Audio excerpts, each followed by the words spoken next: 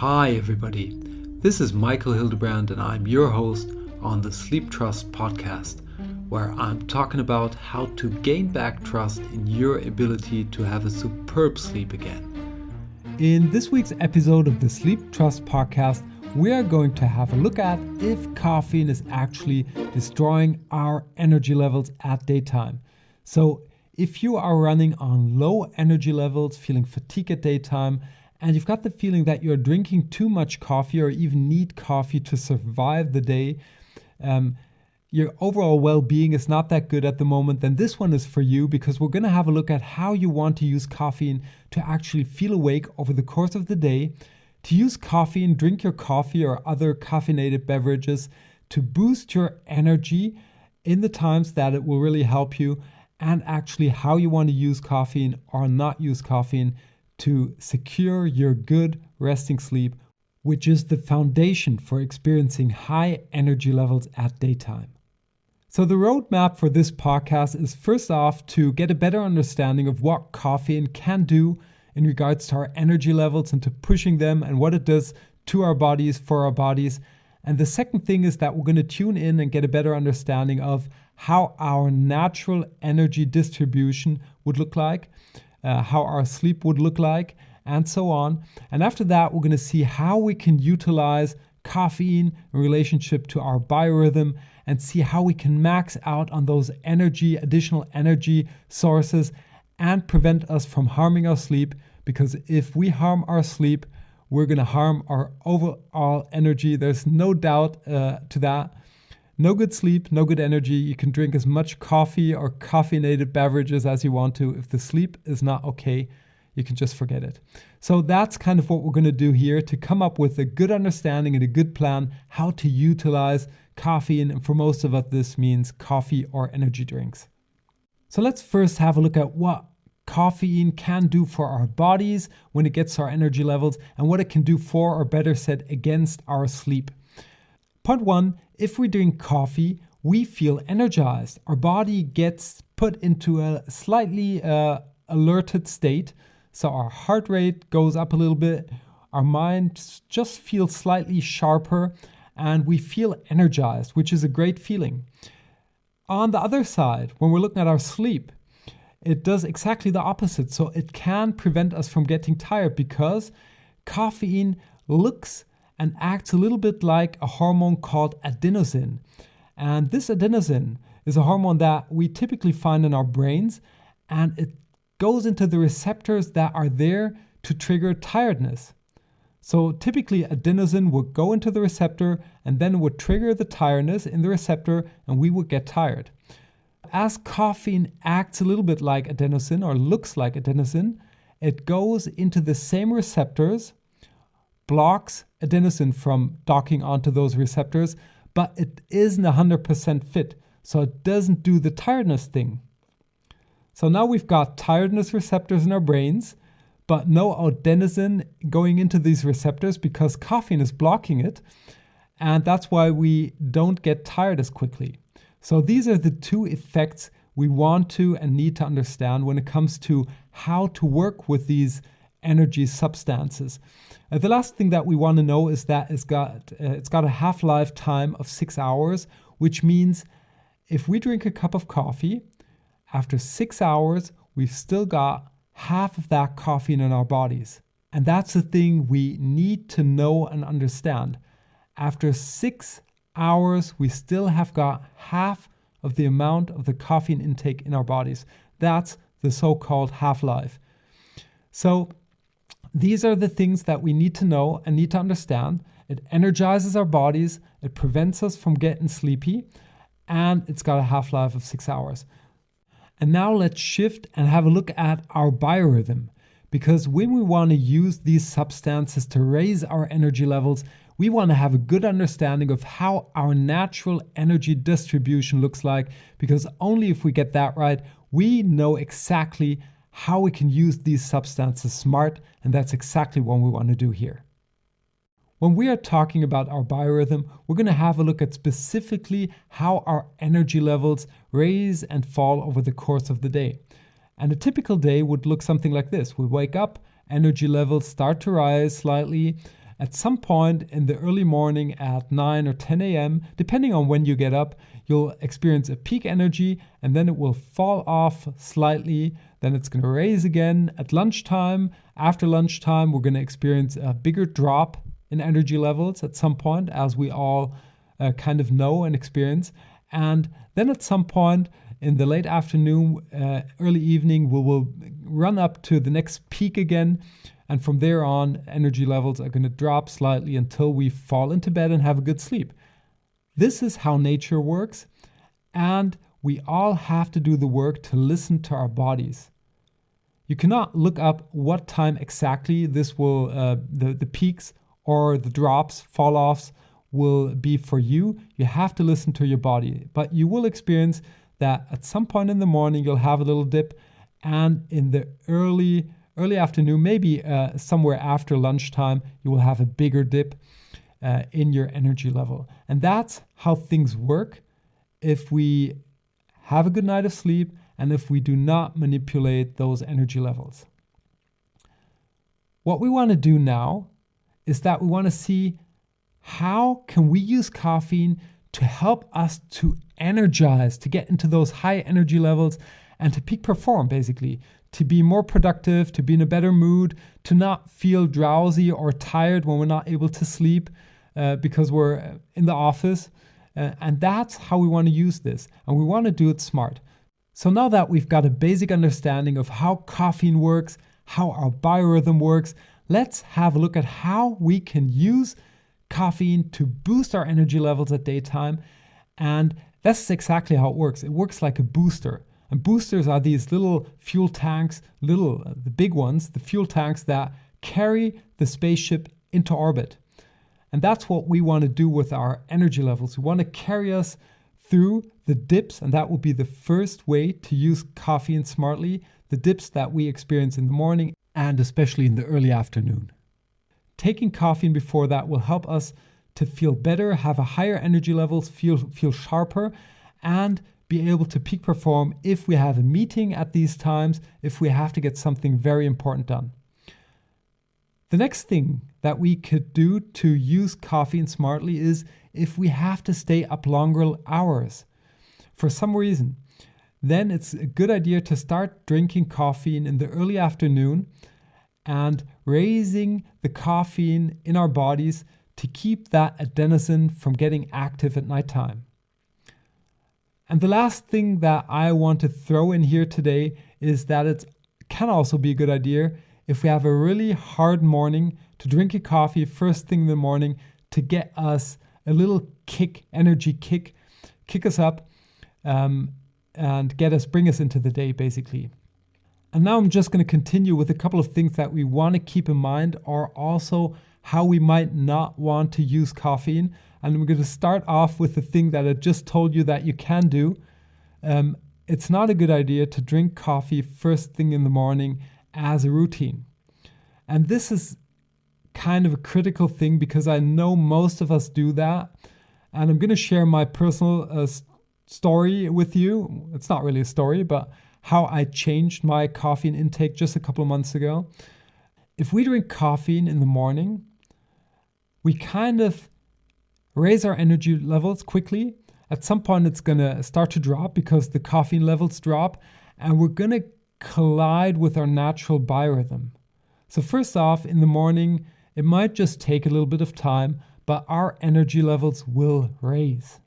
We can do a lot of natural things to help our energy levels raise. This can be having a walk in the morning to hydrate our bodies, have breakfast at some point. This doesn't have to be 30 minutes after you get up. If you're not hungry, just don't eat.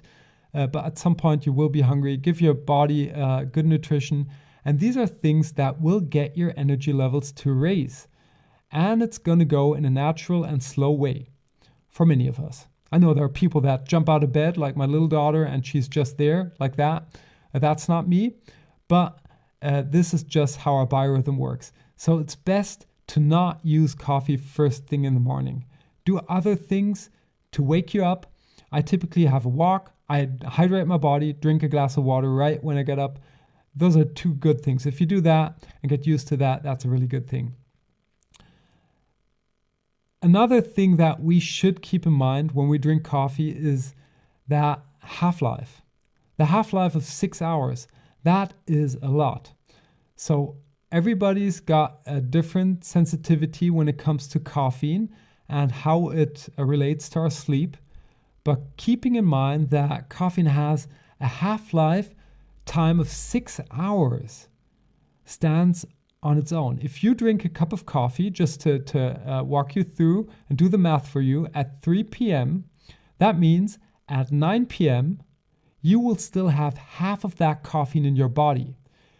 You might not feel like that because your heart rate and everything is a little bit lower than it is when you drink the cup of coffee, and you might feel a little bit more relaxed. You probably will, but you've still got the caffeine in your body. And if you're a sensitive person, the adenosine thing, these adenosine hormones cannot dock into your little sleep receptors. That can keep you from falling asleep.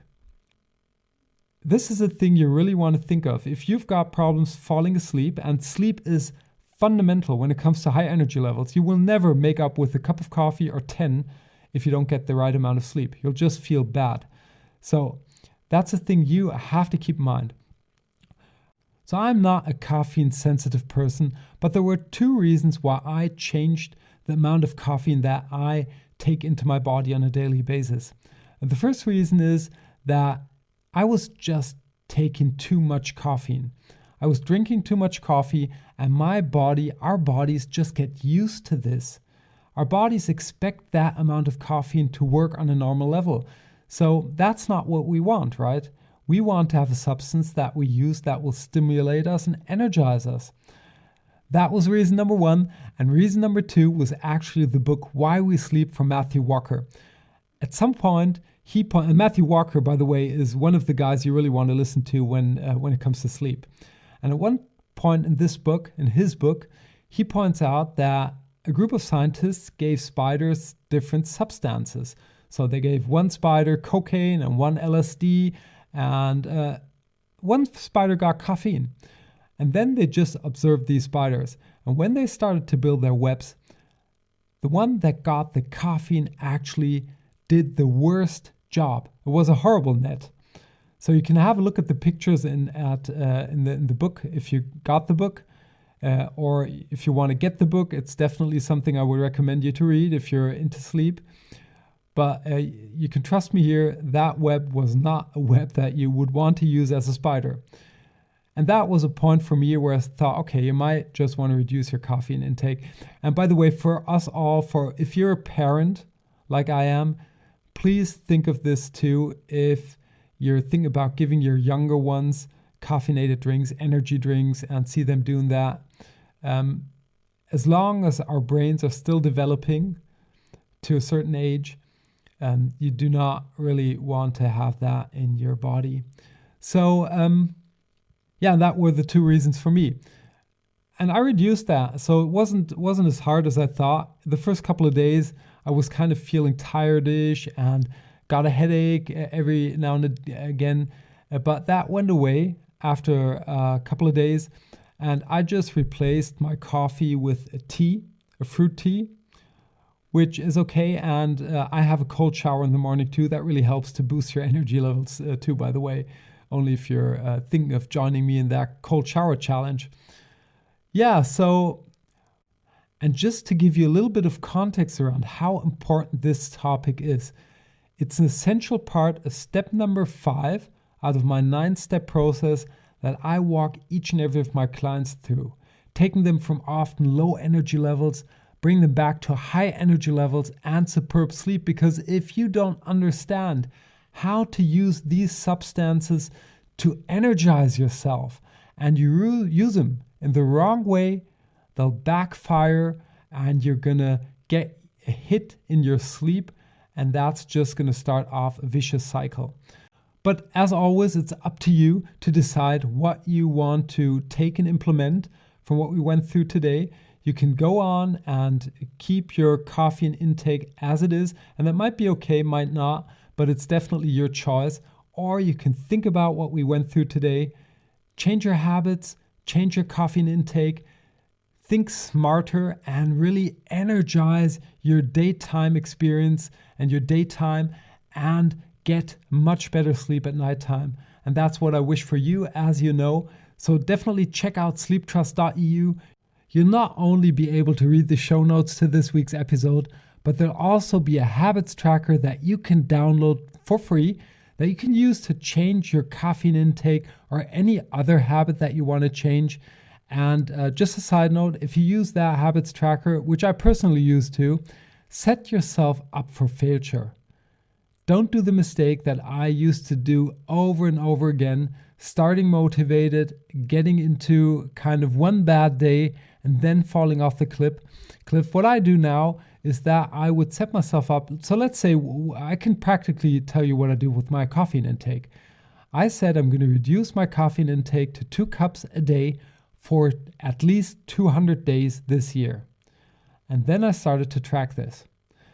So if I have the urge to drink more coffee at times, I can do so. And honestly, the last couple of months, it happened, I think, twice. So this has surprisingly not been an issue at all.